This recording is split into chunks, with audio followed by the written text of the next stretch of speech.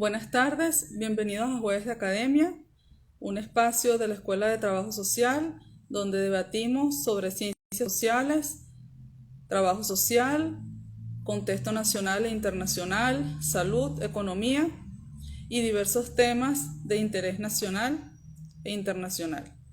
Gracias a las personas que se están uniendo a la transmisión. Les habla la profesora Jennifer García, soy la directora de la Escuela de Trabajo Social de la UCB y hoy vamos a tener una invitada especial, la profesora Jacqueline Richter, quien se acaba de conectar y ya la vamos a contactar mientras se unen más personas a esta transmisión y conversamos sobre... Se titula Acciones de la OIT ante el incumplimiento de sus recomendaciones por parte del Estado venezolano. Buenas tardes, profesora, bienvenida a la Escuela de Trabajo Social. Buenas tardes, Jennifer. ¿Cómo estás tú? Bien, profe, estamos muy contentos de tenerlo con nosotros por primera vez aquí en Jueves de Academia y en la escuela. Gracias por aceptar nuestra invitación. Y yo más contenta porque es mi primera experiencia con esta plataforma. Ah, bueno, excelente, excelente. Bueno, profe, gracias. Entonces, vamos a ir dando la información general de la actividad para que mientras personas se van uniendo a la transmisión y Yo, comenzamos. cuando Entonces, tú bueno, quieras, cuando tú quieras.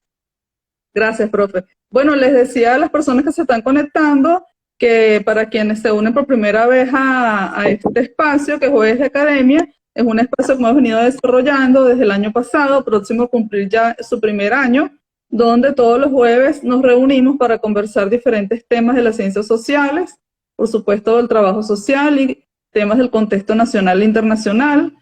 Este espacio invitamos a distintos profesores de la universidad y de otras universidades también para debatir, para discernir sobre diferentes temas. Y el día de hoy vamos a estar hablando sobre las acciones de la OIT ante el incumplimiento de sus recomendaciones por parte del Estado venezolano con la profesora Jacqueline Richter. Además de eso, estamos trabajando este tema en el marco del Día Internacional del Trabajo que se acaba de celebrar, en conjunto con otras actividades también que se han ido eh, ofreciendo al público en general, como la que se acaba de dar con diferentes académicos y también dirigentes sindicales. Entonces, bueno, voy a comenzar a presentar a nuestra invitada. La profesora Jacqueline Richter es profesora de Sociología Jurídica y Derecho del Trabajo en la Facultad de Derecho de la UCB. Es abogada, es activista, además luchadora por los derechos laborales, es especialista en Derecho del Trabajo, es magíster en Gobierno y Asuntos Públicos por la Universidad Latinoamericana de las Ciencias Sociales, que es FLACSO. Además, es doctora en Sociología por la Universidad Autónoma de Barcelona, docente a dedicación exclusiva de la Universidad Central de Venezuela, categoría titular. Entonces, creo que tenemos a la persona más indicada para hablar de este tema, que es las acciones de la OIT ante el incumplimiento de sus recomendaciones por parte del Estado venezolano. Voy a aprovechar para saludar a algunas personas que se están conectando, profesores, por ejemplo, la profesora Sara Vera, la profesora Keta Stephanie, la profesora Margarita Rojas, que está conectada. Y bueno, profe, nosotros en esta actividad contemplamos que nuestro invitado desarrolle el tema por 20-25 minutos. Posteriormente vamos recogiendo las preguntas del público, se las presentamos y en otros 25 minutos las responde. Podemos dedicar una hora aproximadamente a la actividad o un poco más para debatir el tema. Entonces podemos dar inicio para ya comenzar con nuestro evento.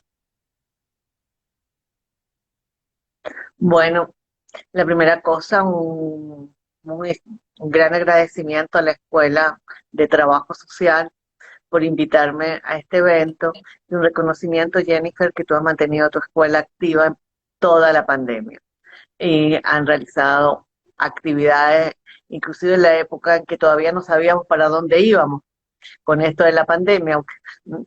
eh, Tú has mantenido este espacio que fue de los pioneros para comenzar a decir, mira, estamos en pandemia, estamos cerrados, pero no estamos cerrados de acá podemos conversar y vamos a utilizar las nuevas tecnologías para generar un espacio de intercambio académico, cuando ni siquiera pensábamos que íbamos a poder tener eso que ahora se llaman semestres virtuales.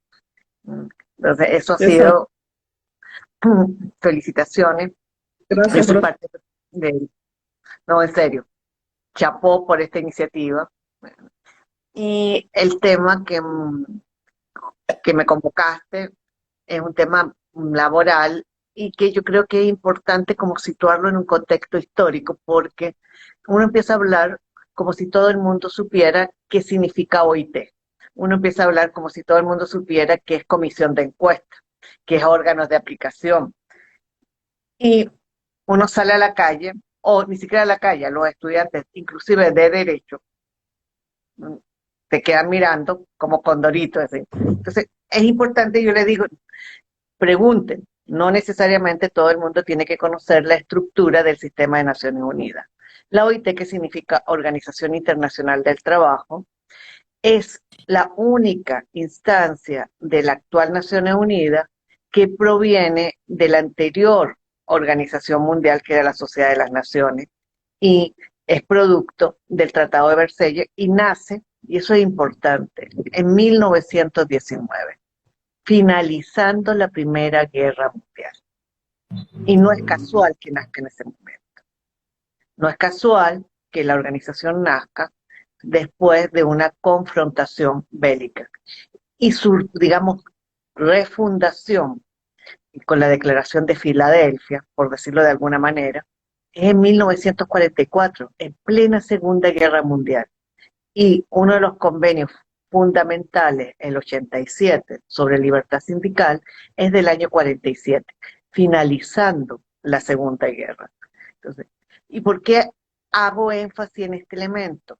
Es porque las guerras mostraron con evidencia la necesidad de la paz. Cuando nos estamos matando, es cuando vemos que hay que buscar caminos para superar el conflicto. Y tanto en el 19 como en el 44, la paz se vinculó a un tema vital: bienestar social, igualdad, justicia. No puede haber paz si hay pobreza, dice la Declaración de Filadelfia. No puede haber paz si los trabajadores no reciben buenas remuneraciones. Pero para que los trabajadores reciban buenas remuneraciones y tengan buenas condiciones de trabajo, no puede ser producto de una imposición. Y es la otra cosa llamativa de este órgano del sistema de Naciones Unidas. Cuando uno habla de la protección de la infancia, ahí sabe que están los gobiernos. Cuando uno habla del programa de alimentación, ahí están los gobiernos. Cuando uno habla del Programa Mundial de la Salud, quien representa al Estado en esos programas es el gobierno. En cambio, la OIT no. La OIT, desde su origen, dijo, la única forma de asegurar la paz y de asegurar bienestar es a través del consenso. Y es el único órgano tripartito donde está, por un lado, el gobierno, el Estado, por otro lado, los representantes de los empleadores y por otro lado, los representantes de los trabajadores. Y para que haya los representantes de los trabajadores, son elegidos de acuerdo a un sistema. No es que yo voy, viene el gobierno acá y hace una elección y manda unos tipos. En teoría, son los propios trabajadores que crean organizaciones que se llaman sindicatos, que se crean a nivel productivo. Esas organizaciones van generando organizaciones de segundo nivel, donde hay sindicatos por, por rama de actividad o federaciones, y finalmente confederaciones sindicales que agrupan a todos los sindicatos de un país. Esas organizaciones sindicales se afilian a organizaciones internacionales y son esas organizaciones internacionales las que se acreditan ante la OIT y acreditan a sus delegados. ¿Para qué? Para asegurar la autonomía y la independencia. Se supone que cuando yo soy acreditada como delegada sindical de Venezuela, uno es porque pertenezco a un sindicato. Dos, porque ese sindicato está afiliado a una confederación y esta confederación a la vez está afiliado a una confederación internacional. Y se supone que el Estado, no, en teoría, no tiene nada que ver, cosa que no ha ocurrido. Entonces, esta estructura tripartita es la que crea normas internacionales del trabajo, porque una de las cosas clave es que tú no le puedes imponer ni a los empleadores ni a los trabajadores una decisión. Ambos, de acuerdo, van tomando decisiones. ¿Y cuándo? ¿Y por qué a los empleadores les interesa? Hablando en términos netamente económicos. A los empleadores también les interesa que todo el mismo mundo pague el mismo salario o que haya un salario mínimo, porque con eso se evita la competencia desleal. Y con la competencia desleal, tú puedes sacar a una empresa del mercado de trabajo. Si tú tienes sindicato y estás dedicado a hacer zapatos y el sindicato te obliga por la negociación colectiva a pagar 100 de salario y al lado tienes una haciendo los mismos zapatos y paga 30, obviamente la que hace zapato a 30 va a tener un zapato más barato que el mío y me va a sacar de competencia. Entonces yo como patrono, como dueño de empresa, me interesa que ese tenga más o menos los mismos costos de producción. Pero además, ¿qué me interesa? Me interesa que la fuerza de trabajo se pueda reproducir. La Primera Guerra Mundial fue una guerra también por mercados laborales y había unas condiciones infrahumanas para la clase trabajadora. Y esas condiciones infrahumanas llevó a muchas protestas. Entonces, vamos a buscar mecanismos que garantizamos un mínimo de calidad de vida y dos, unos interlocutores que representen a la clase trabajadora con los cuales pueda yo llegar a acuerdos. Venezuela nació con la OIT. Nosotros teníamos una dictadura, pero esa es una característica de nuestro Estado. No se pela ningún bonche en el mundo internacional. Ahí estaba de los primeros. Y solo estuvimos fuera en un momento bajo la dictadura de Pérez Jiménez y después regresamos. Tuvimos unos meses fuera. Y además hemos ratificado todos los convenios que se consideran vitales, fundamentales, que todos los países, independientemente de su sistema político, independientemente de su desarrollo económico, deben ratificar.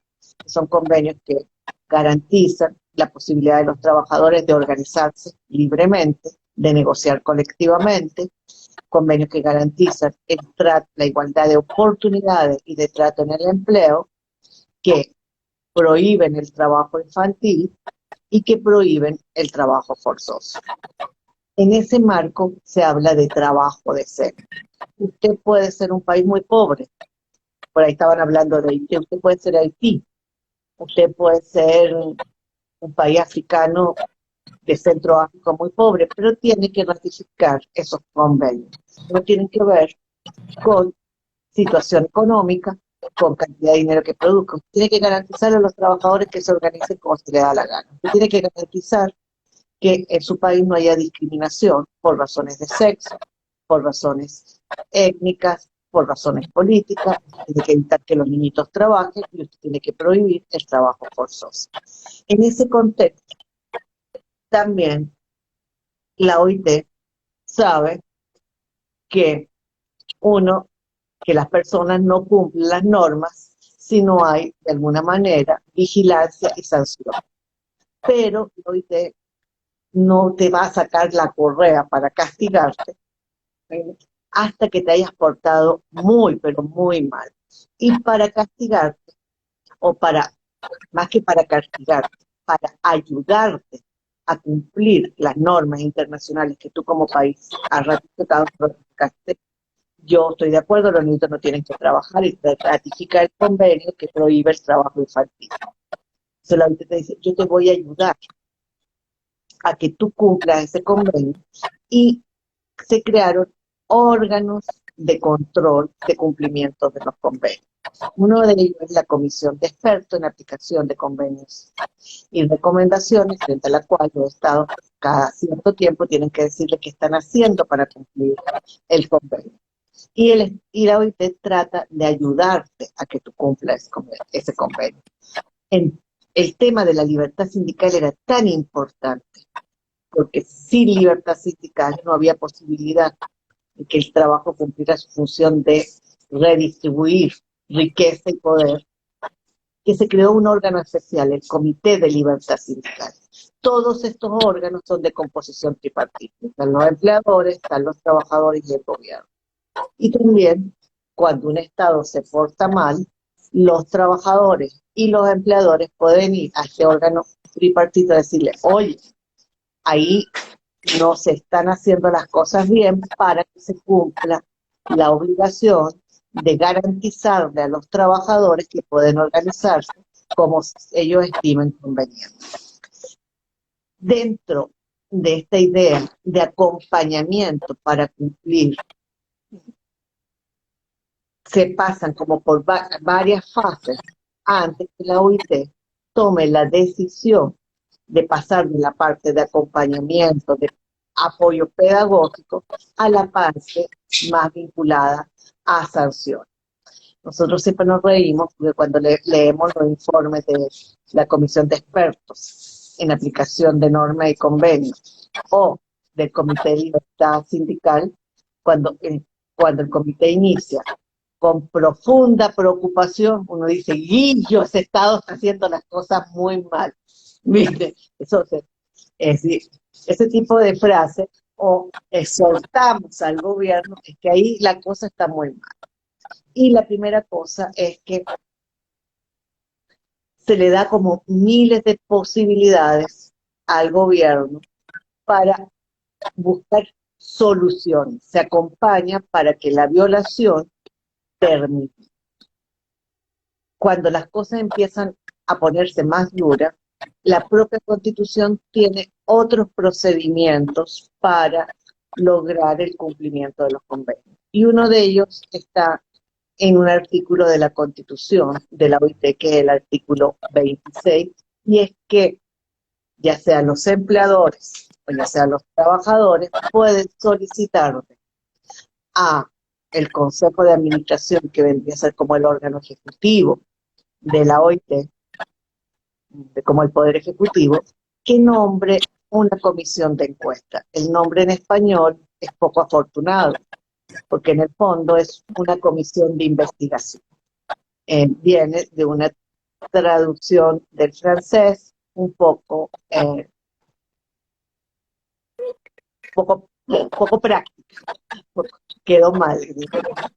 Entonces, eso fue, en este caso, que otra característica peculiar de Venezuela, los empleadores que tienden a ser violadores de la libertad sindical y que no les gustan las normas que promueven la libertad sindical, los empleadores venezolanos siempre han estado aduciendo violaciones al convenio de libertad sindical, no solo por el régimen chavista, sino antes también ellos decían, oye, tal disposición viola la libertad sindical.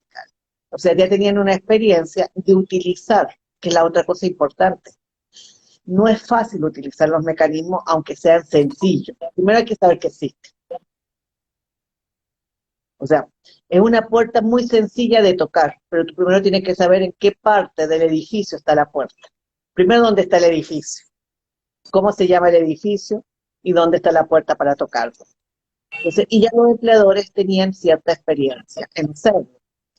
Y en el 2016, solicitaron una comisión de encuesta por la violación de 3 convenios. El 87 sobre libertad sindical, el 26 sobre fijación del salario mínimo y el 144 sobre consulta tripartita. Imagínense, eso fue solicitado hace casi 5 o 6 años. Pasó el procedimiento y lo primero que se dijo al gobierno, miren panita, aquí están diciendo que te estás portando muy mal. ¿Qué tal si montamos una mesa de diálogo para ver cómo tú mejoras el cumplimiento de estos convenios? Y el gobierno dijo, sí, no hay problema, yo acepto las mesas de diálogo. Venía a las mesas de diálogo venían en 2014, en 2016, 2018, vinieron funcionarios de OIT y el gobierno los recibía, pero con la típica actitud, ya voy para allá. No hacía absolutamente nada, ni para convocar a los actores sociales a realmente buscar un mecanismo de solución, ni tampoco derogaba las disposiciones que violentaban esos convenios, ni tampoco tomaba acciones que demostrasen intención de cambio. Para eso se lo corto. El 2018 fue la última vez que la OIT, y lo dijo el Consejo de Administración, por última vez, cuando nosotros dijimos, wow, esto es duro, por última vez, vamos a tratar de generar un espacio de diálogo en Venezuela. Y mandaron una misión. La misión no llegó al país porque el gobierno pretendió secuestrarle la agenda y decirle, usted se va a reunir con Pedro y Juan, con María, con Jacqueline y con Periquito los Palotos no. Y la OIT le dijo, no, hasta aquí llegamos. Eso significó que en marzo se nombrase la famosa comisión de... Y tú dices, ¿qué significa eso? Bueno, es que cuando la OIT nombra una comisión impuesta es que la cosa está muy mal. En los 100 años de historia de la OIT solo han habido 13 comisiones impuestas. Y es cuando la situación de violación de los derechos es muy grave. Es la máxima sanción. Vino la comisión de encuesta, logró el gobierno, otra cosa, el gobierno tiene que aceptar que los funcionarios, los magistrados de esa comisión, ingresen al país, se reunió con el gobierno. Esa comisión pidió una serie de reuniones que el gobierno no aceptó. Pidió ir a La Pica a reunirse con Rubén González, no lo dejaron. Y trataron de montarle una agenda muy vinculada con solo sindicatos afines al gobierno y la visión gubernamental tanto de la organización empresarial afines al gobierno, pero es gente que tiene mucha experiencia en el asunto. Entonces, ellos se reunieron con las otras organizaciones e hicieron un informe de más de 400 páginas que es una radiografía del estado de las relaciones laborales y de las violaciones del Estado de Derecho en Venezuela. En términos muy diplomáticos, dicen claramente que acá no hay independencia judicial, que hay presos sindicales, que hay toda una política dedicada a la persecución de dirigentes sindicales y hace una serie de recomendaciones, entre ellas la libertad de Rubén González, la libertad de Rodney Álvarez, que a la comisión le impresionó el caso de Rodney, que es un obrero de base, ni siquiera es dirigente sindical, preso hace 10 años porque participó en una asamblea para elegir su comisión electoral y elegir la comisión electoral que iba a elegir la directiva del sindicato. ¿Con qué finalidad? Lograr sentar al patrono a negociar colectivamente. Hubo una revuelta interna, y aparecieron unos chavistas, para hacerlo corto dispararon, murió un trabajador y le trataron de imputar ese muerto a este trabajador y él dice, yo no lo maté. Como él no quiere reconocerlo, no le hacen el juicio. Y lo tienen preso hace 10 años sin juicio. Entonces, eso impresionó mucho. Y la comisión solicitó la libertad de Rodney Álvarez, la libertad de Rubén González, y que se eliminasen todas las normas legales que impedían el ejercicio de la libertad sindical y que el gobierno iniciase la conformación de mesas de diálogo social, ya con los actores sociales, una mesa con los empleadores, otra mesa con los trabajadores y una mesa tripartita. Y mesas sectoriales por tema. Salió el informe salió en septiembre del 2019, y estamos en el 2021. Y durante todo este tiempo se le ha dado lapso, tiempo al gobierno para que cumpla las recomendaciones, porque el gobierno, en teoría, tenía dos opciones: decir, acepto el informe o rechazo el informe, y si rechazo el informe, voy al Tribunal Internacional de Justicia. Demando que estos tipos están equivocados, que son unos mentirosos, y voy a un tribunal a pedir que declaren nulo ese informe. El gobierno no ha hecho ni uno ni lo otro, estilo Cantinflesco, sino todo lo contrario. Dice que no acepta el informe porque eso violaría la Constitución y la soberanía, y acto seguido dice, pero estoy dispuesto a generar las mesas de diálogo para cumplir los convenios, y además dice, yo ya liberé a Rubén, ya aquí está la foto. Dos, la otra solicitud, la inscripción de una nueva central obrera, la Central de Trabajadores de Alianza Sindical de Independencia, aquí ya la inscribí, y aquí está la foto donde yo estoy sentado con los empresarios, y aquí está la foto donde estoy sentado con los trabajadores para comenzar un proceso de... Eso volvió a hacerlo en el Consejo de Administración de marzo del 2021, imagínense, 19, 20 y 21, 2 años dándole, diciendo, mira, Panita, siéntate, porque lo que se está pidiendo es iniciar un proceso de diálogo social. Además, el nombre del informe es muy bonito, se llama Por la Reconciliación Nacional. Inclusive la Comisión de Encuesta hace una propuesta. Ustedes están sumamente fraccionados y divididos. Utilicen el espacio de trabajo para avanzar en la reconciliación nacional. Entonces, y el gobierno dice, no reconozco el informe, pero voy a las reuniones de la OIT, no demando, y dos, yo estoy dialogando. Y si quieren darme asesoría técnica, démela, pero yo no lo reconozco, pero te pido asesoría técnica. Es como si yo te dijera, como directora de la escuela, tú no eres la directora de la escuela, pero por favor séllame aquí esta nota mía y me pones tu firma de directora, pero tú no eres la directora. Y quiero, además quiero entrar a clase.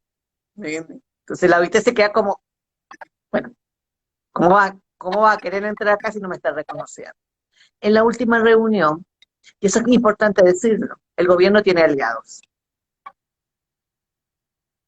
Tiene aliados internacionales, entonces movilizó sus aliados, bueno, para evitar un pronunciamiento más fuerte del Consejo de Administración.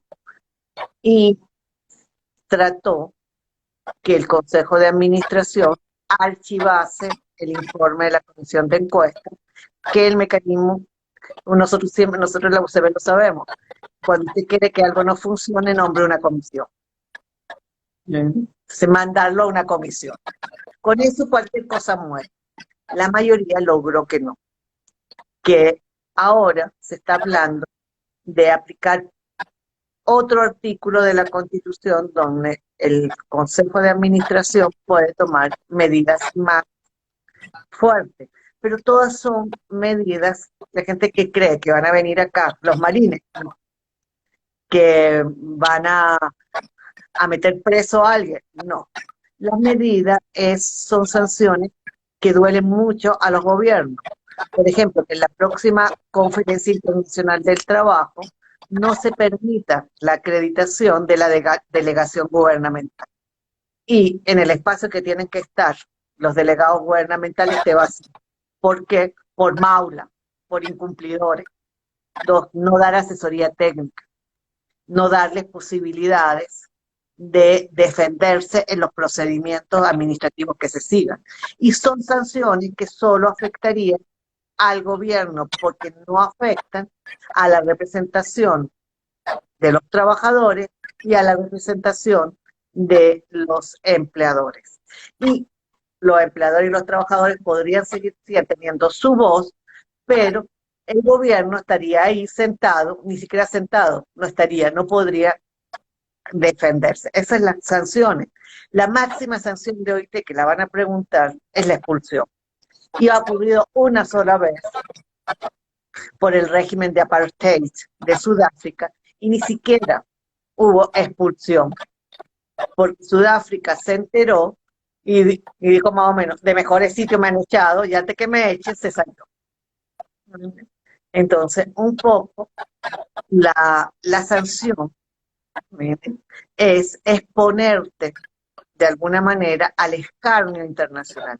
Y el gobierno es muy sensible en eso. El gobierno no, si acá a uno lo deja con la palabra pedir y no se sienta a negociar, allá no se pierde una negociación y cada vez que ha acusado de incumplir, está ahí sentado con sus asesores tratando de demostrar que es mentira, que él lo está haciendo, pero maravillosamente. Todos los gobiernos son iguales, ¿entienden? Y el nuestro tiene la piel muy sensible sobre todo porque no le gusta a un gobierno que se dice progresista y de izquierda aparecer acusado en el órgano de defensa de los trabajadores.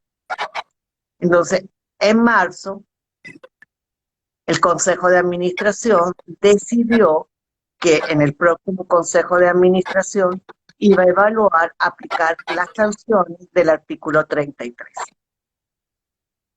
¿Qué son esas? Impedirle al gobierno participar en las instancias tripartitas del sistema y sacar un comunicado grandote diciendo gobierno maula, gobierno... ¿Ya terminó Sí, su presentación? sí, sí. Bueno, profe, muchas gracias. Muchas gracias por la presentación. Realmente nos deja Tú muy me dijiste como claro 20 minutos, todo. traté No, sí se de, enseñó el tiempo. traté de no Muy encadenar, interesante su presentación, ¿perdón? traté de no encadenarme. Ah, no, no, es que sí queremos que se encadene porque ya hay comentarios y preguntas y muchas personas saludándola, así que estamos aquí para aprender de usted y ya con esta presentación, ya aparte de conocer el funcionamiento de la OIT, ya conocemos entonces en qué punto estamos con respecto a la situación venezolana. Le voy a pedir a las personas que están conectadas que vayan formulando sus preguntas, aquellos que tengan preguntas y comentarios, ya tengo algunas, pero que vamos a abrir ese espacio. Y mientras tanto, voy a saludar a varias personas, profe, que están conectadas y le están enviando saludos. La profesora Keta Stephanie, la profesora Sara Vera, Margarita Rojas, el profesor Luis Crespo, el profesor Pedro Carranza de la Escuela de Administración y Contaduría. También está el profesor Gregorio Afonso, el profesor Gustavo May, que por cierto todos los jueves me apoya con las preguntas y los comentarios. También la licenciada Naile Ríos de la Asociación Nacional de Trabajadores Sociales de Venezuela, la profesora Nairubi Ramírez, también están estudiantes, egresados, la licenciada Elide Álvarez, el profesor Luis Gesán, la profesora Emma Salazar, APUFAC, Wow, que es el tiene una sindicato. convocatoria muy buena. Sí, sí, Tiene una profe, pero convocatoria. y gracias a esta invitada de lujo que tengo, es que tenemos esta cantidad de personas. También está Argelia Castillo, APUFAT, como le venía mencionando, y nuestro colega Darío Alfredo González de Argentina Corrientes, que siempre se conecta con nosotros y a quien también invitamos a seguirlo porque permanentemente está publicando información sobre trabajo social. Entonces, hecho este pequeño paréntesis, voy a ir leyéndole las preguntas, profe, para que usted pueda ir respondiendo. ¿Le parece si le voy leyendo de tres en tres? Sí, sí, sí. La profesora Sara Vera le pregunta cuáles son los convenios que han sido ratificados por Maduro desde que está en el poder. También hay un comentario de la profesora Emma Salazar que dice que es importante lograr justicia en estos casos. Se refiere especialmente a los presos políticos y trabajadores.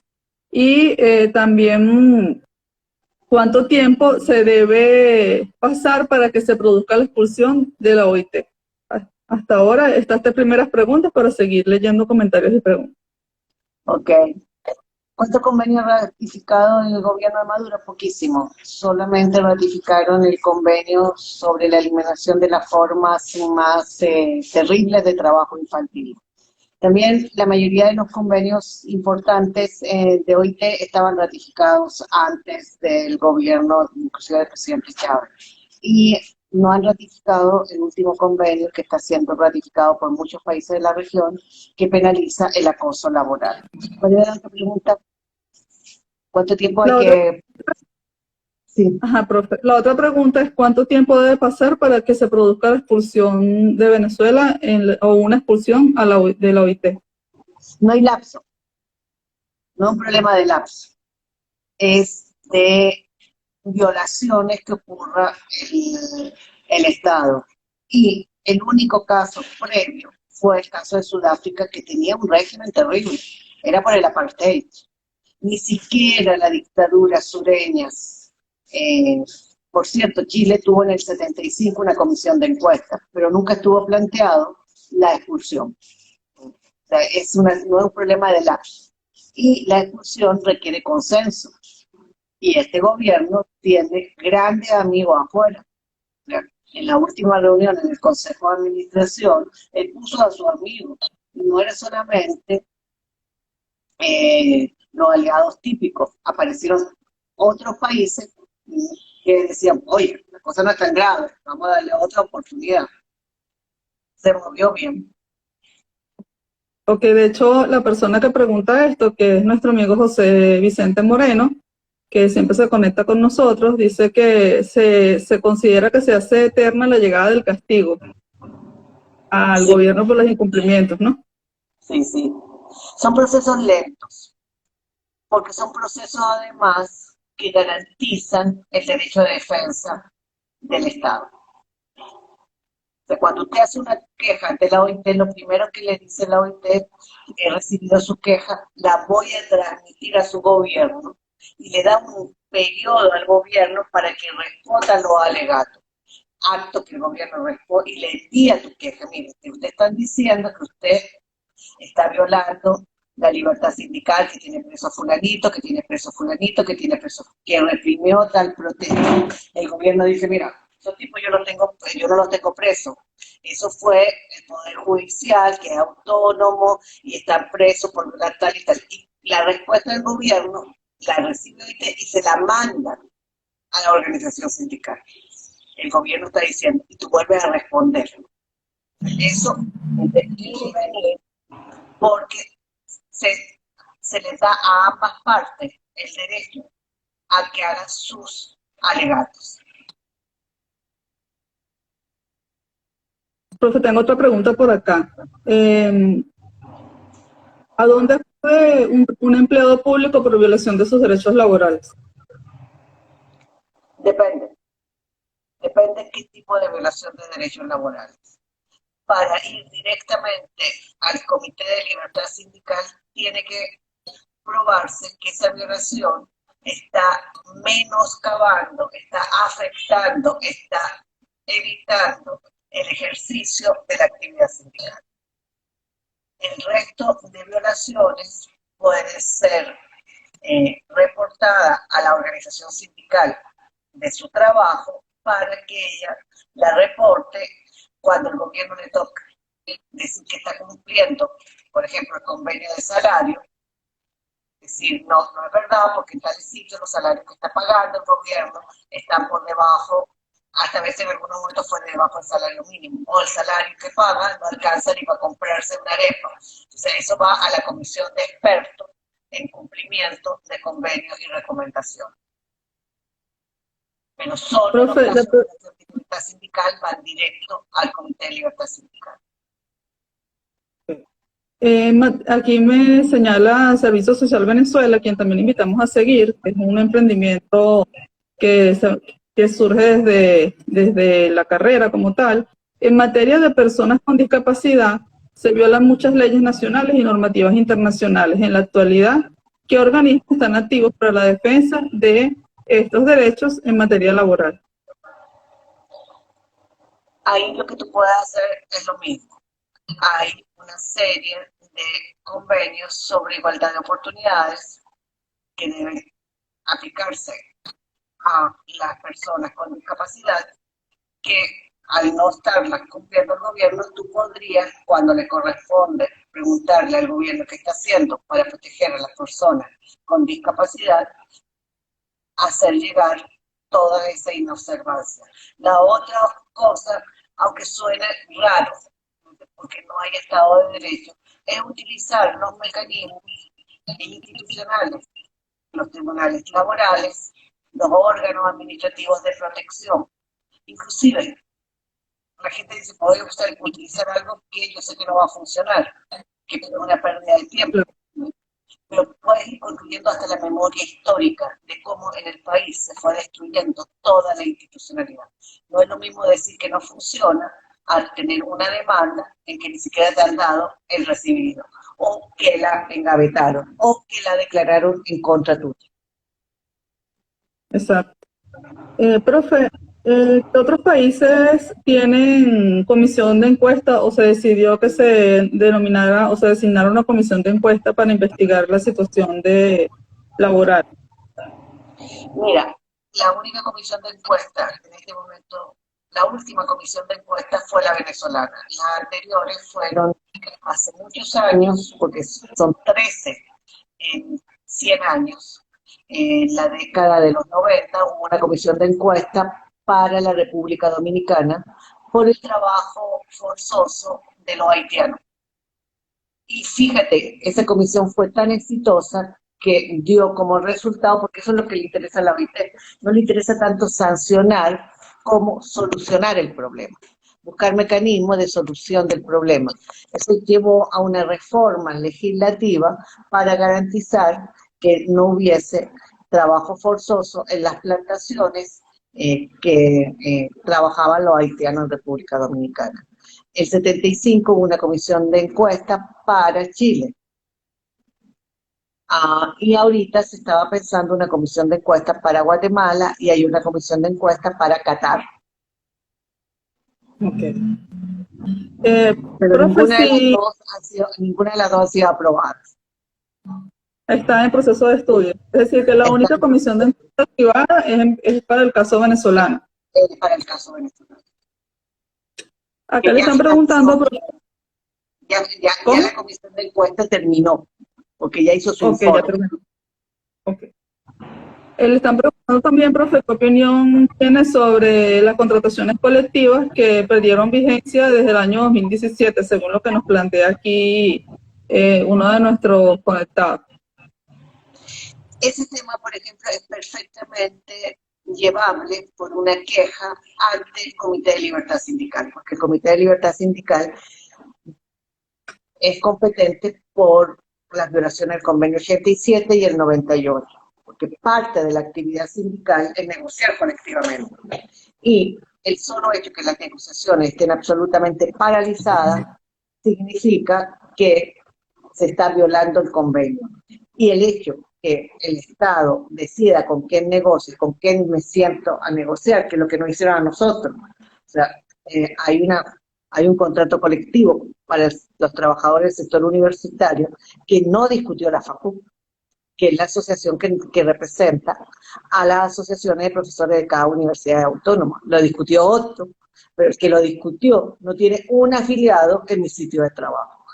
¿Qué tiene que haber hecho el gobierno? Sentarse con la FAPU y de parte del empleador, ahí tenía que estar sentado los rectores, que tampoco estuvieron. Entonces, eso es una violación de la libertad sindical que da derecho a una queja ante la Organización Internacional del Trabajo. También le están preguntando, profe, ¿de qué manera pueden los pensionados y jubilados en el exterior acceder a su pago y hacer valer su derecho después de trabajar por tantos años?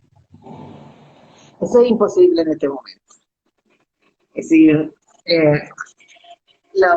durante años la situación de los jubilados estaba vinculado a convenios internacionales bilaterales de seguridad social. En el caso venezolano eran 5 países que tenían convenio: Argentina, Uruguay creo que era,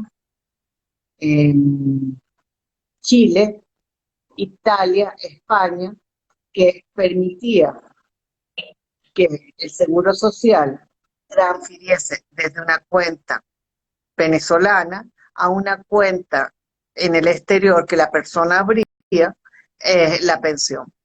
Si eso no ocurre, tú no puedes demandar afuera, porque el que está incumpliendo es el Estado de origen de donde venía el dinero, tu Estado nacional. El otro Estado simplemente era receptor de un dinero, producto de un convenio, y te lo entregaba. Entonces, en este momento, la única cosa es la organización y la presión hacia el gobierno venezolano. Otra pregunta más, profe, que me llega por acá. En la búsqueda de soluciones, ¿qué hace la OIT para garantizar el trabajo decente en Venezuela? Que hace es promover justamente el diálogo social. Para garantizar el trabajo decente, no es posible que desde afuera nos digan lo que tenemos que hacer. Hay que aceptar a los actores sociales, y los actores sociales tienen que ver cosas tan elementales como qué vamos a hacer con el aparato productivo del país, que en este momento es un cementerio. En este momento, si usted se moviliza por cualquiera de las que eran antes zonas industriales, ya no quedan empresas.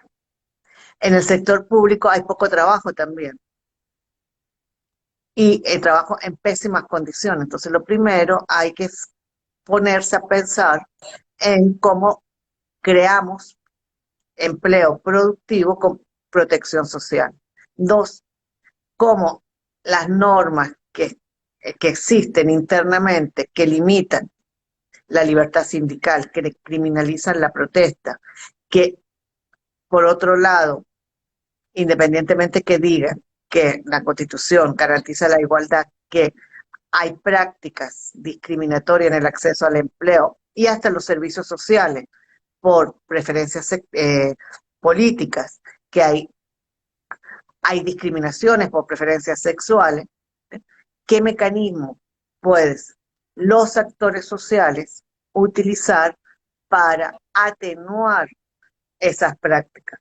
Porque lo que otra cosa que es importante, ¿sí? Las discriminaciones son casi imposibles de hacer desaparecer, que desaparezcan de la noche a la mañana.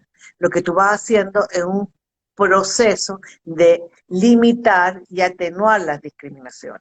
Es un proceso de limitar y atenuar las desigualdades sociales, pero las desigualdades y las discriminaciones están tan enraizadas en una estructura social que son difíciles de que desaparezcan simplemente por la promoción de un tipo de un valor como como el trabajo decente o como la promoción de la igualdad. Yo siempre lo digo, entre nosotros todo el tema de la homosexualidad requiere un trabajo previo social que pasa en mis estudiantes. Cuando yo toco el tema empiezan risitas. Yo les digo, ¿qué pensarían ustedes si dos chicos aquí se dan un beso en la mejilla y se ríen ellos? Digo, ¿ay, por qué? Bueno, porque hay una serie de conductas que son visualizadas negativamente. Entonces, cuando tenemos que primero pasar a dejar de visualizar como algo negativo la conducta, y así, al dejar de visualizarla como negativo, vamos avanzando en promover la igualdad de trato y oportunidades en el empleo para esas personas. Okay. Profe, le pregunta, ¿el paralelismo de las instituciones en materia laboral no limita la respuesta oportuna? Y también una pregunta que yo le tenía sobre la observación que usted hace en cuanto a que al gobierno o al régimen, como lo prefieran llamar, le afectan esas medidas de los organismos internacionales, y en particular si ellos les preocupa, ¿por qué no aplican correctivos? Y si esta táctica que usted explicaba de ni lo uno ni lo otro es para desgastar también a los distintos sectores vinculados al mundo del trabajo o a las dirigencias sindicales, más la OIT, porque ni lo acepta ni lo niega y a la vez quiere seguir siendo tomada en cuenta para las reuniones y las distintas posibilidades que ofrece la OIT de diálogo.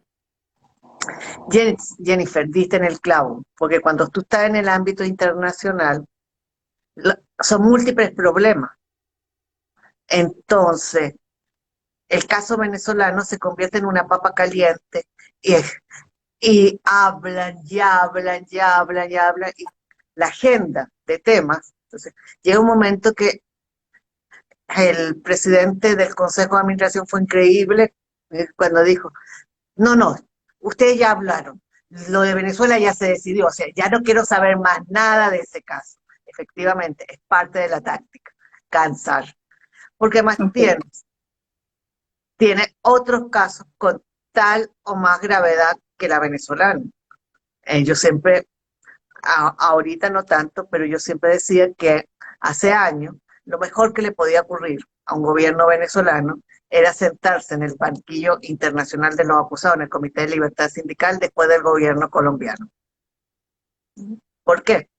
Porque ahí estábamos hablando de asesinato, estábamos hablando de líderes sindicales asesinados. Entonces llegaba yo, venían los colombianos y mostraban que habían aparecido unas fuerzas irregulares o que el propio gobierno había asesinado a tantos dirigentes sindicales bananeros que había tenido que irse del país, y yo llegaba diciendo, es que a mí me despidieron. Frente a la gravedad de lo que había escuchado el otro, y llegaba el gobierno también, ¿viste? Y hablaba, y hablaba, y hablaba, y nosotros decíamos, ya basta. Entonces sí es verdad que la táctica es decir, lo voy a hacer, demostrar un mínimo de esta, y correr la arruga. En materia internacional el gobierno tiene 20 años corriendo la arruga. Y le ha resultado. Hay que reconocerle que le ha resultado, porque juega mucho la imagen de gobierno progresista. Entonces las organizaciones sindicales tienden a ser más benévolas con un gobierno progresista que, como por ejemplo el gobierno de Qatar o el gobierno de Guatemala. Ok, profe. Bueno, ya entonces es importante que que esté esto esclarecido para que entendamos cuál es esa estrategia que están aplicando. Mientras tanto, los trabajadores sufriendo y el derecho al trabajo cada vez más lesionado. Y Profe, le mientras tanto pregunta, nosotros en emergencia humanitaria compleja y cada día con peores condiciones laborales. exactamente. Le preguntan por acá qué piensan sus estudiantes de Derecho cuando se discuten estos temas, teniendo en cuenta que en Venezuela no hay Estado de Derecho. Entonces, ¿cómo son esas discusiones y qué se les puede plantear a ellos en este marco en el que estamos viviendo, donde debemos defender los derechos en un país donde no hay Estado de Derecho? Fíjate que es bien complicado, porque uno se siente algunas veces como en Disneylandia, hablando de cosas que no existen. Yo tengo la ventaja que doy sociología jurídica, entonces siempre tengo que hacer la relación con la realidad. Pero cuando me toca dar derecho del trabajo, alguien estaba diciendo ahí, ¿dónde puedo ir a reclamar? Y yo le digo a mis estudiantes, usted tiene el tribunal tal, el tribunal tal, el tribunal tal, y la sentencia ahí no sale. Pero yo creo que lo peor que podemos hacer es internalizar la desesperanza aprendida. Hacer, pues, porque eh, el ejercicio cotidiano de la ciudadanía va generando espacios de resistencia. Y lo que nosotros tenemos que hacer hoy es formar estudiantes para la resistencia, estudiantes que sepan que el Estado de Derecho existe, estudiantes que sepan que existe la justicia social jurídicamente, estudiantes bien formados, pero obviamente es muy, muy complicado. Es Profe, reafirmar que tú eres un demócrata, ¿cómo? reafirmar en la cátedra que tú eres un demócrata y que Exacto. tú Sí, estás formando por el ciudadanos. hecho de que no existan los derechos, no se están respetando los derechos, no quiere decir que nosotros mismos los vamos a olvidar. Exacto, exacto. Ya estamos llegando a la hora que está pautada para esta actividad, profe, aunque todavía tenemos algunos comentarios y saludos. Quiero también aprovechar para seguir haciéndole algunas preguntas. Una de las preguntas que tenemos acá es ¿qué perspectiva usted visualiza en cuanto a la posibilidad de recuperar al menos algunos derechos parcialmente o no de laborales en esta situación actual en Venezuela?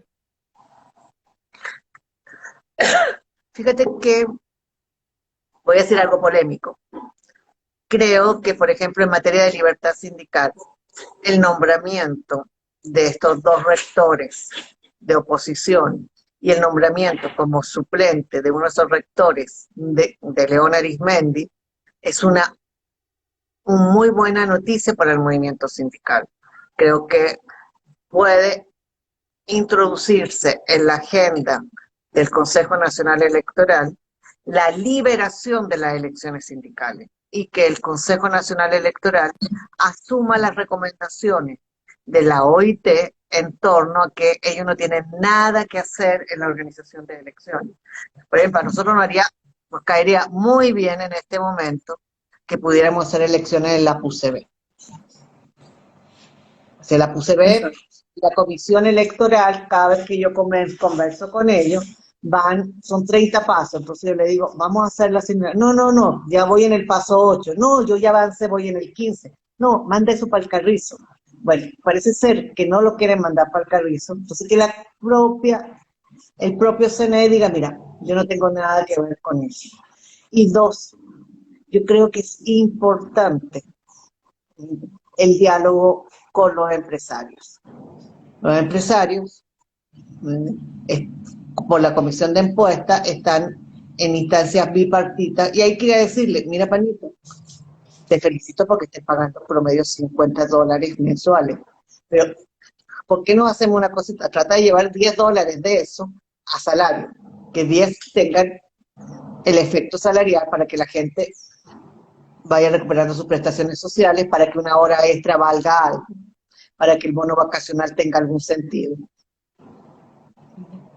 Y dos, creo que es muy importante que el movimiento sindical construya su propia agenda, que es lo que hablábamos en el foro anterior, una agenda centrada en los temas de los trabajadores.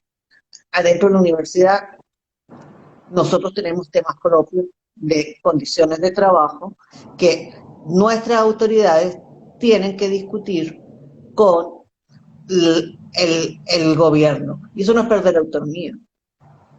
Ahí hay que promover que nuestra rectora se siente con la Asamblea Nacional, sea legítima, ilegítima, lo que usted quiera, pero esa es la que está funcionando en el Palacio y es la que maneja los reales presupuestarios, para que ocurra lo que hace años no ocurre, que se discute una ley de presupuesto y que en esa ley de presupuesto se discuta cuánto nos corresponde a nosotros. Creo que hay que salir de esa cosa horrorosa que yo no tengo idea qué es, de las famosas maquetas, para decidir el presupuesto universitario. El presupuesto universitario tiene que discutirlo la Asamblea Nacional. Y si para eso mi rectora tiene que ir a tocarle en la puerta al señor Jorge Rodríguez, no como Jorge Rodríguez, sino como presidente de la Asamblea Nacional, para que ese tema, eso tiene que hacerlo. Eso es parte del diálogo que tenemos que hacer, independientemente que uno pueda tener cuestionamientos a la forma que fue elegida esa Asamblea Nacional.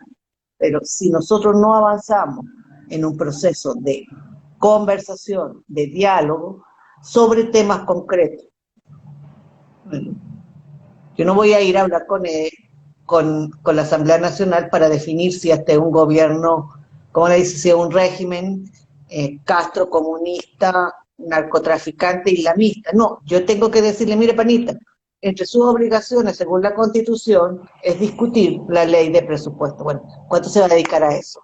Y en esta ley, usted tiene que tener previsto tanto para el sector de educación. ¿Cuándo lo va a hacer? Si hay ley de presupuesto, se acaban las maquetas. Exacto, así es. Y, profe, ya como le decía, estamos llegando a la hora, sin embargo, no queremos dejar de hacerle estas últimas preguntas. Todas las que quieran, todas las que quieran. Estoy a la Excelente. orden. Con la pandemia más la emergencia humanitaria compleja, ¿cómo queda el trabajador venezolano en relación a los países del hemisferio? También él tenía otra pregunta, esta sí es directamente, es mía, sobre el tema de las problemáticas que está estudiando la comisión de encuesta, porque por lo que usted explicaba, poniendo el ejemplo de República Dominicana, ellos hicieron una comisión de encuesta para un caso puntual que era el problema de la explotación laboral a las personas de nacionalidad haitiana. Pero en el caso venezolano pareciera que están violándose todos, absolutamente todos los derechos y todo tipo de situación problemática o conflictiva en cuanto a los derechos laborales. Sí, quería saber si es así o solamente están abordando algunos casos puntuales como el problema de la libertad sindical y otros más que usted conozca y nos pueda puntualizar. La primera pregunta, ¿cuál era? Que se te fue la voz. Profe, la pregunta era o es sobre, con pandemia más la emergencia humanitaria compleja, ¿cómo queda el trabajador venezolano en relación a los países del hemisferio? Esa es la primera pregunta. Queda muy mal porque en la mayoría de los países, inclusive de las Américas, de la región, la pandemia en todos los países significó suspensión de la relación de trabajo. ¿Qué significa eso? Restricciones para trabajar. Se dijo, se cierra la empresa, no se puede salir. Cuando la persona no presta el servicio, a nosotros no nos pasó porque seguimos recibiendo el salario, pero desde el momento en que dejamos de ir a trabajar, el empleador no tiene la obligación de pagarte el salario. En nuestro caso, nos siguieron pagando el salario, pero en las empresas privadas no. La única obligación que subsistió fue pagar el cestaticket. Entonces, en los otros países, ¿qué hicieron los estados? En todos los países se dieron subsidios directos a todos los trabajadores correspondiente a un porcentaje de su salario. Fue la primera medida que tomaron los estados. Hasta Trump dio subsidios presupuestarios a los trabajadores. Fue la primera medida. Dos, la pandemia hizo masificar un fenómeno que ya existía, pero que no era tan masivo como era el teletrabajo. La pandemia hizo que los gobiernos dijeran en tales sitios, ya no, el tiempo que solo pueden trabajar ciertas actividades que se consideran prioritarias con tales medidas, el resto no puede trabajar excepto los que puedan trabajar bajo la modalidad de teletrabajo. Acto seguido, varios estados tomaron decisiones legislativas para regular el teletrabajo, porque el teletrabajo comenzó a mostrar, al principio todo el mundo decía que chévere, estoy en mi casita, en pijamado, y así organizo mejor mi tiempo, mientras trabajo voy a hablar de cosas típicas de las mujeres.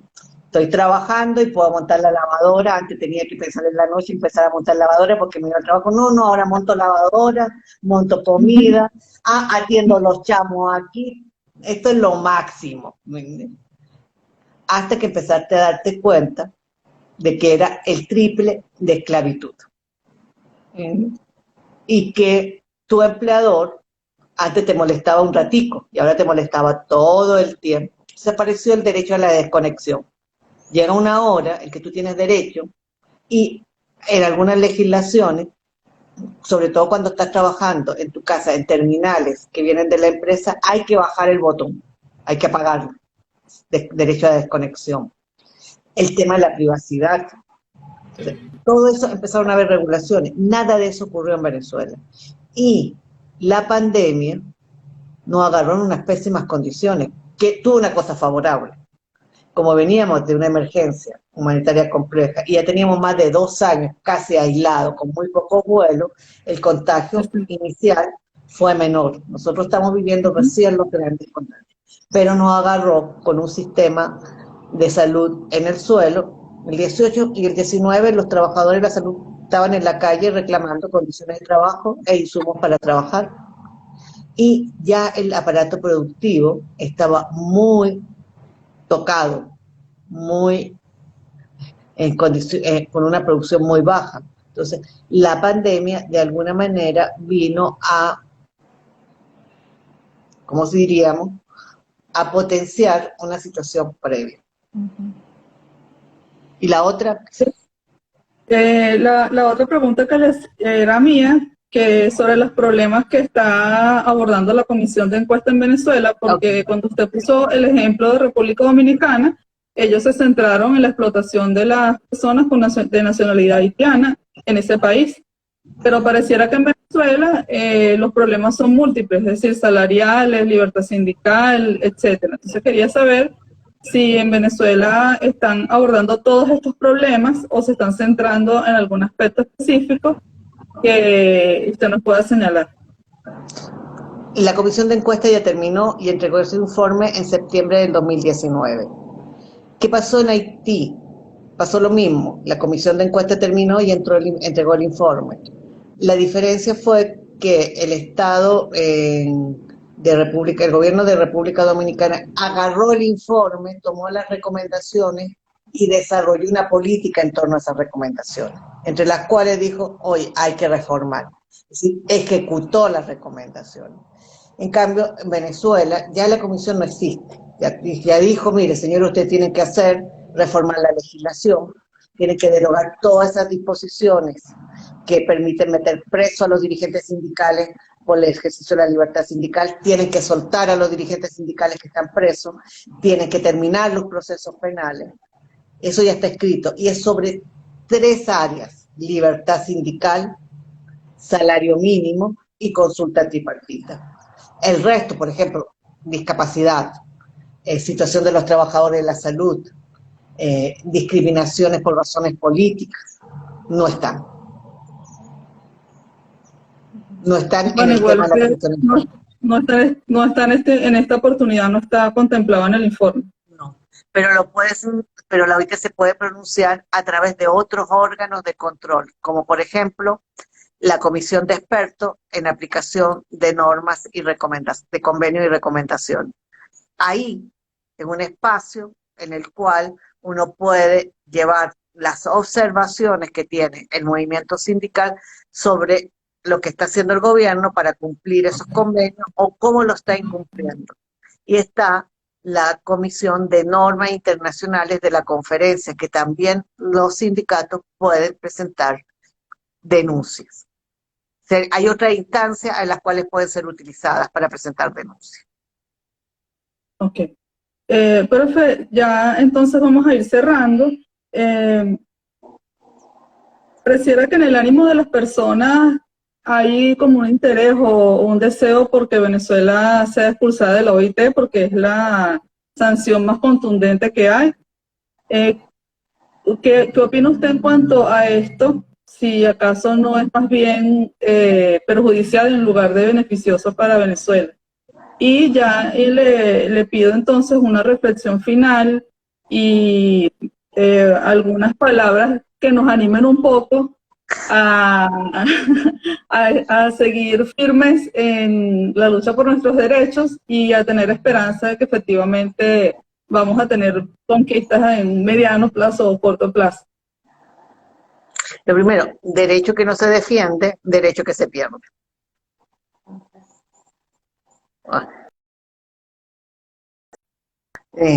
Siempre lo digo, es decir, si yo le pregunto a un trabajador de 22 años qué es las prestaciones sociales, no tiene la menor idea, porque no las hemos sabido defender.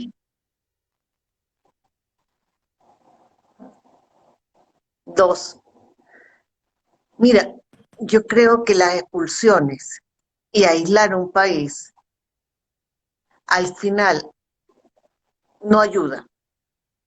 Tú lo que consigues es que el grupo que está en el poder se encierre más, que sienta que lo están agrediendo y evitas que haya una mínima posibilidad de cambio o de diálogo.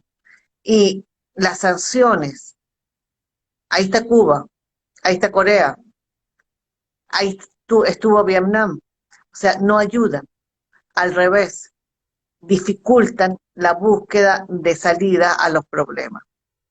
Es mejor tenerlo. Yo siempre digo, prefiero a alguien tenerlo observado que no sabe lo que está haciendo. Porque si lo estoy observando, le estoy reclamando y lo obligo por lo menos a pasar el mal rato de sentarse a escuchar los reclamos. Si se va, ni siquiera los reclamos los va a escuchar. Entonces, sí me parece. Y yo creo que nosotros tenemos que apostar por sus soluciones inclusivas. Primero, nos quedamos en el país. Decidimos dar la lucha acá. Entonces, esa lucha pasa por recuperar espacios democráticos, espacios pequeños, espacios democráticos en nuestro entorno. Yo siempre digo que una de las cosas terribles de la pandemia es que yo perdí uno de los espacios que más quiero, mi universidad. Y era un espacio justamente para organizarnos en defensa de derechos. En la medida que podamos de alguna manera recuperar espacios que nos permitan interactuar colectivamente para la defensa de derechos, vamos recuperando espacios para la democracia. Aunque hoy Bueno, profe, no tengamos democracia. exactamente, coincido con usted. Bueno, entonces le reitero la solicitud de la reflexión final para entonces cerrar nuestra actividad por el día de hoy, y también adelanto que me gustaría tener otro encuentro con usted para hablar sobre el teletrabajo. En otro momento definimos si podemos tener esa actividad. Ok. Mira, la reflexión, en serio, quiero felicitarte, quiero felicitar a la Escuela de Trabajo Social, que sé que ha estado funcionando con su consejo de escuela, que tienen ahorita un semestre ya más o menos organizado. Y quiero también rescatar que no podemos pensar que no implica no hacerlo. Las acciones internacionales son sumamente importantes. Son sumamente importantes porque muestran la cara real de este gobierno y abren espacio para que la comunidad internacional entienda el drama que estamos viviendo. Es que no lo creían, tuvo que empezar la diáspora para que aceptaran que aquí había un problema grave. Entonces hay que seguir, es decir, no hay que desperdiciar ninguna instancia internacional en la cual se puede ir a echar el cuento de todas las violaciones que se están haciendo en el país. Uno, porque sensibilizas, y dos, porque el ejercicio de echar el cuento te permite también organizarte internamente, porque tienes que buscar los testimonios, tienes que conectar a las personas que están en esa situación. Le puedes dar a esa persona un aliento que sepa que hay otro que está escuchando lo que le está pasando. Estás transmitiendo esperanza de que se puede hacer algo. Cada vez que tú haces una denuncia de una mala condición de trabajo, de un compañero preso, le estás dando esperanza a ese compañero que no está solo. Vas construyendo redes de solidaridad. Y las redes de solidaridad, en estos momentos tan terribles, van mostrando el otro país. El país que nosotros creemos, el país en el país que nosotros creemos, el país por el cual nosotros decidimos quedarnos acá, el país por el cual tú y yo estamos dando clase. El país que decimos, o sea, yo no voy a entregar el país a lo que siempre he dicho es lo que menos me representa. Yo voy a buscar los espacios para que el país que me representa siga existiendo. Hacer denuncias muestra ese país que defiende derechos, ese país que cree en ciudadanía, ese país que lucha por recuperar espacios democráticos, porque estamos en dictadura. Y la única forma de salir de la dictadura es luchando desde nuestro propio espacio para ir avanzando en la reconstrucción de alternativas, que la gente la sienta propia y el día de mañana podamos buscar algún tipo de acuerdo para salir de esta situación. Bueno, profe, muchas gracias por asistir a esta actividad, por compartir con nosotros toda su información y conocimientos en este tema. Entonces, vamos a ya culminar nuestra actividad. Le damos las gracias también a todas las personas que se conectaron. Les pedimos que sigan nuestras redes sociales, @Trabajo Social TK para Instagram y Twitter, y también nuestro canal YouTube, Trabajo Social UCB. Posteriormente vamos a estar tuiteando varias de las informaciones que recibimos hoy de usted para que nuestros seguidores tengan acceso a esta información desde otro formato. Buenas Y a la tardes. orden, para la conversa sobre teletrabajo. Excelente. Luego entonces fijamos esa fecha e invitamos a todos nuestros seguidores a participar porque ese es el tema de Es el actualidad. tema actual. Sí. Ya la semana que viene vamos a tener también otra actividad Jueves de Academia y aprovecho para decirles que Jueves de Academia cumple un año ininterrumpido de transmisiones en vivo todos los jueves, entonces los invitamos a seguir conectándose con nosotros. Buenas tardes, seguimos en contacto. Gracias. Chao. Sí, profe.